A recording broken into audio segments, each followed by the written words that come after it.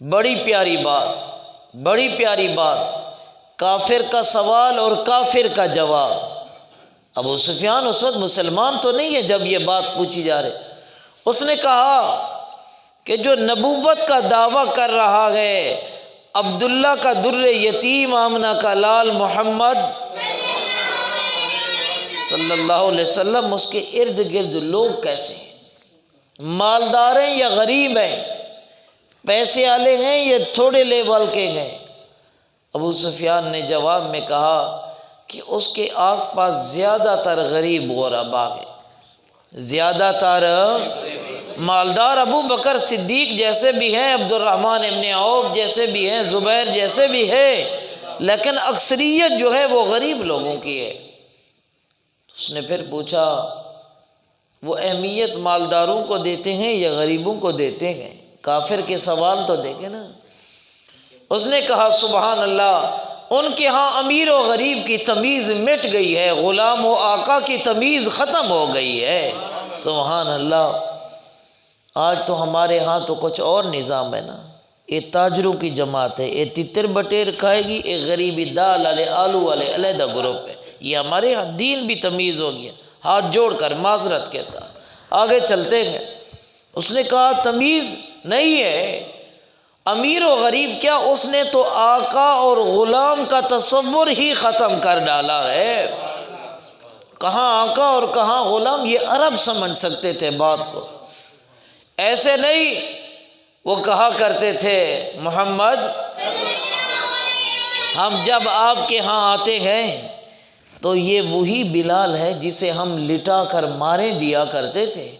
جب آپ کے ہاں آتے ہیں جس جگہ ہم بیٹھتے ہیں بلال اس سے پہلے بیٹھا ہوتا ہے، اس کو علیحدہ کیجئے۔ نہیں، آپ نے فرمایا نہیں ہوگا۔ چلے یہ موضوع۔ اچھا اگلا سوال اس نے سوال کیا کیا اس کے دوست اس کو چھوڑ جاتے ہیں؟ جس نے نبوت کا دعویٰ کیا ہے کیا اس کے دوست اس کو چھوڑ جاتے ہیں؟ ابو سفیان نے کہا اس کے دوست مر تو سکتے ہیں، کٹ تو سکتے ہیں، اس کا دامن نہیں چھوڑ سکتے۔ سبحان اللہ۔ اس کے ساتھ ایسے لوگ ہیں۔ پھر اس نے کہا تیسرا سوال بڑا اہم کیا کہ اس نے زندگی میں کبھی جھوٹ بھی بولا ہے؟ اس نے کبھی غلط بیانی سے بھی کام لیا گئے؟ ابو سفیان نے جواب میں کہا کہ یہ اب تو نبوت و رسالت والا ہوا ہے، ہم تو دور جاہلیت میں نبوت و رسالت سے پہلے بھی اسے دیکھ کر کہتے تھے سچا اور امانتی آدمی آ رہا ہے۔ سبحان اللہ۔ جب یہ باتیں ہوئی تو اس بادشاہ نے کہا یہ علامتیں سارے سچے نبی کی علامتیں ہیں۔